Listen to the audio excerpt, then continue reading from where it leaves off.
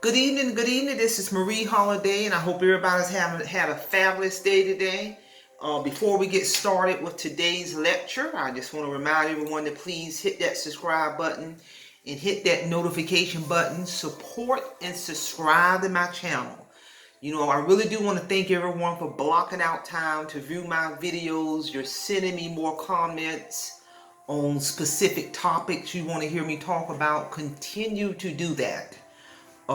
In this channel, it really is nothing without its supporters and subscribers. And if you have not subscribed to my channel and you've been watching my videos, please subscribe to my channel, share my channel with one person you know, and get them to subscribe. This channel is really nothing without my subscribers and supporters.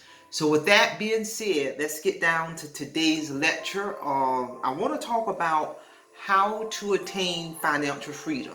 If the audience is aware, the whole concept of my channel is holistic, talking about holistic financial freedom. Yeah, I'll talk about other topics, but from time to time, I'm going to revisit topics on finances, money, budgeting. That's the whole concept of my channel.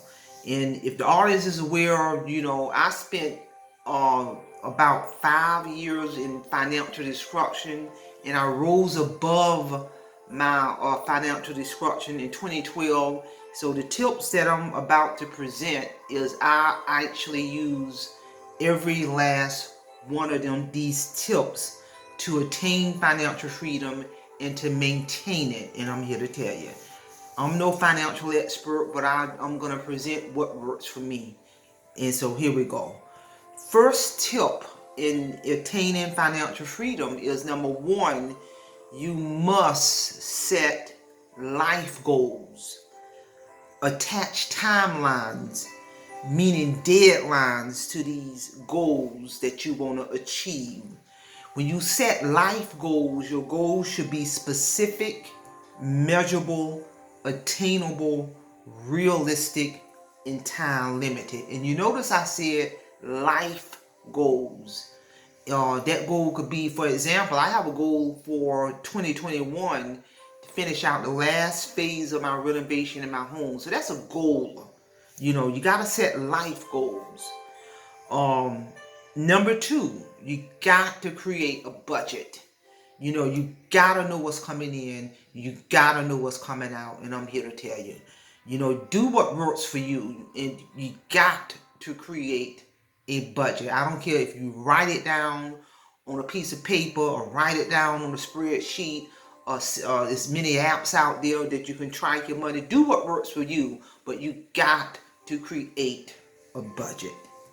Number three, it's critical that you establish an emergency account. If, for instance, if your car breaks down, if your water heater is busted, unexpected medical bills, you gotta set up an emergency account.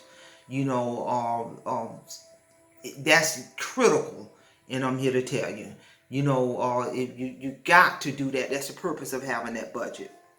Number four tip: stay away from credit cards, because when you begin to master your money and start setting up different accounts, you don't need credit cards if you know how to start saving your money, budgeting your money, because credit cards, all it is creating another debt. You already got your main bills, so who want additional bills on top of that? Stay away from credit cards. All it does is create more debt. Number five,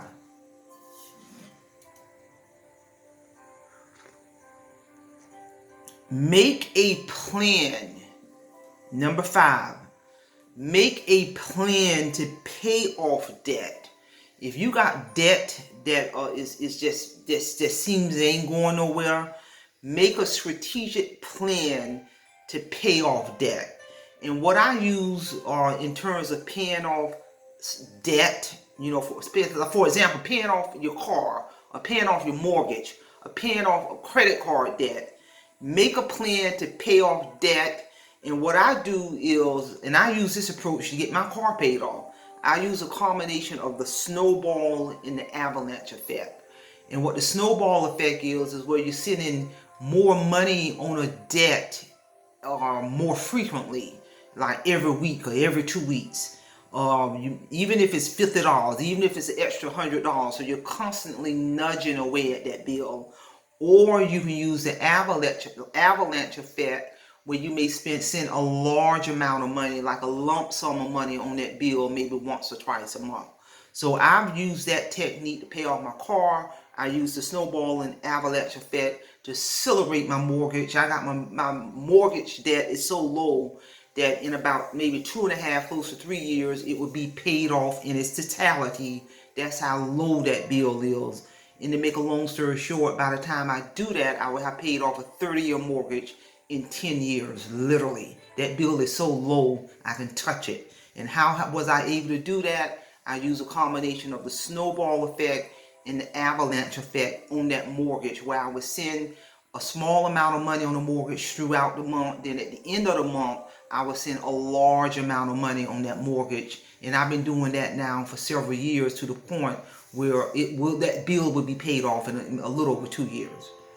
Number 6, make sure you are investing in retirement accounts, 401 individual or our accounts, and max out on what the money that you're sending in on those retirement accounts. That's very important, and I'm here to tell you. Number 7 tip that'll assist you in attaining financial freedom is set up automatic savings and investment. Set up where a certain amount of money is automatically coming out of your paycheck for investments, 401 our accounts, and savings. That's critical, so you don't even have to think about it. You can throw extra into it, but have automatically a certain amount coming out where you won't even miss the money. Another tip, number 8, is watch your credit score, because having a high credit score, you can get the best interest rate on when you're trying to get a mortgage. You can get the best interest rate on your car insurance. Believe it or not, they pull your credit report when you get ready to purchase car insurance. So if you have a high credit score, you can get the best rate on car insurance, and you can also get the best rate on life insurance. Because a lot of people don't think that way, but your credit score has an impact on the interest rate you're going to get on life insurance, car insurance, and on your mortgage. So and that all ties into financial freedom, because if you get a good interest rate on your mortgage or your car insurance or your life insurance, that means you're paying less because that interest rate is so low, and that's going to have a direct impact on saving you money, and that's going to free you up more money to invest and save. It's a directly link, and I'm here to tell you. Number 9, become a life learner about finances and money and tax deductions. You can read books, you can self-educate yourself, you can ask questions. You can look at get information off YouTube channels on money and finances. So I'm always in conversation with people about getting finance tips, viewing video or YouTube videos about money and finances, or reading books. So become a life learner about finances and money and tax deductions. Number 10, seek after a promotion on your job to improve your knowledge, and take training courses to acquire new knowledge and skills to enhance your career options. So when you're doing those kind of things, we all know promotions mean you're now making more money. I recently got a promotion about 1.5 years ago. So when I got that extra money behind that promotion, what I did with that extra income is immediately increase my retirement money, the amount of money going into my retirement. I immediately increase the amount of money I'm sending on the principal on my mortgage every month, because I've been accelerating that mortgage to wipe that bill out. So there's a purpose for that money. And we all know the value of your home appreciates over time.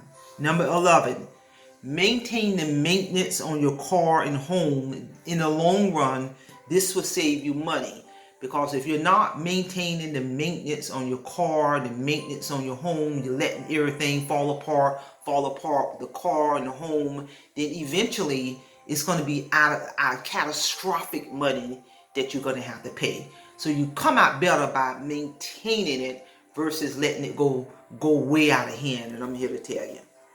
Also, number 12 tip to attain financial freedom: invest in other ways. There are a lot of other reputable trading apps that you can invest in stock or in different companies, so you can grow your money, so you can diversify your portfolio. Yeah, I have a couple of retirement accounts, but also a few months ago I started purchasing stock through the Robinhood trading app to diversify my portfolio. So those are all other ways that you can gain financial freedom. And number 13 is hire a financial advisor, or if you don't want to spend the money doing that, you can self-educate yourself about money and finances. Knowledge is power. So all of these 13 tips that I just presented are tips that I have been using in my life for several years. No one could have told me that financially my life would have been looking this way several years ago. And I'm here to tell you these tips work for me. Do what works for you. Everybody's situation is different. But the key thing is you got to change your mindset. You got to change your mindset about money. And I'm here to tell you. So with that being said, that's all I have. I hope the audience got something out of this. Please do not forget to hit that subscribe button. Hit that notification button. Support my channel. And share my channel. So with that being said, Semper Fi, Semper Fidelis, and I'm going to leave you in the care of your own conscience. Have a great evening.